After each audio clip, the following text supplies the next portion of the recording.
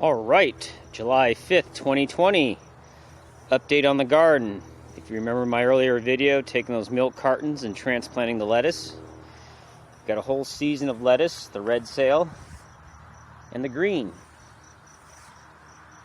100% organic. So, I gotta wash the leaves, keep the bugs off. Strawberries didn't really do too well, so I have one that survived. My rhubarb that transplanted came up. The tomatoes. Here's my squash. Like I said, squash is a really good vegetable to grow because it's healthy, and I eat it like a meat throughout the week. I eat this squash all week. Mix it with rice or anything like that, and it's a nice filling dish. 100% vegetarian. Then my onions. And I got radishes. And I got carrots. Now the hard part is, when you get a garden this size, you got to constantly stay at it with the weeding. Otherwise it gets out of control. So I've been working at a piece at a time. It got to the point where I pulled out my rototiller and started getting some areas started. Now I'm going to go ahead and hand do the rest. So, keeping up with the garden. Idaho model shipbuilder. 5 hours later of consistent weeding around the edges of the onions, the radishes, and the carrots, and the potatoes. Already got some potatoes that popped out. Real red skin Idaho potatoes. My carrots, as you can see here, let's see how one of them came out.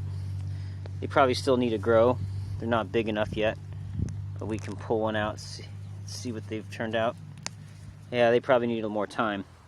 Anyway, it's all under control now. Usually the first weeding, and this is about 560 square feet of garden space, so it's like a big, long, narrow, rectangular shape. So, now there's a lot of stuff I don't need to buy at the supermarket, but just wait later on and take care of it, and if I'm lucky, I might get watermelon, tomatoes, peppers, and if you got the land, grow a garden. It's the first step to being self-sufficient.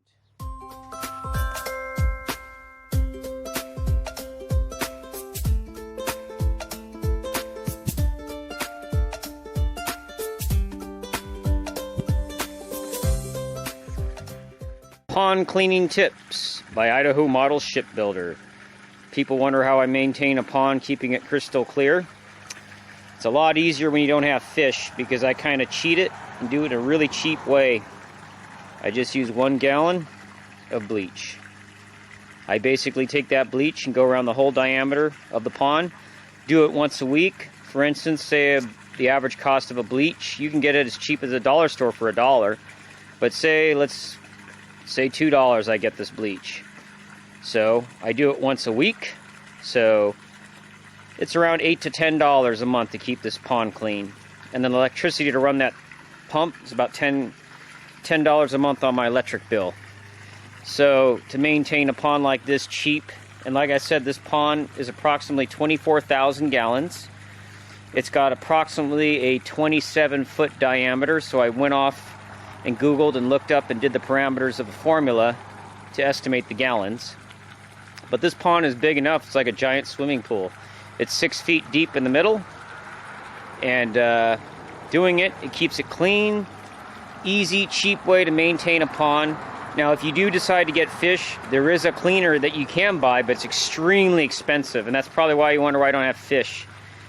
And the other reason, it does have a small leak that I haven't fixed yet.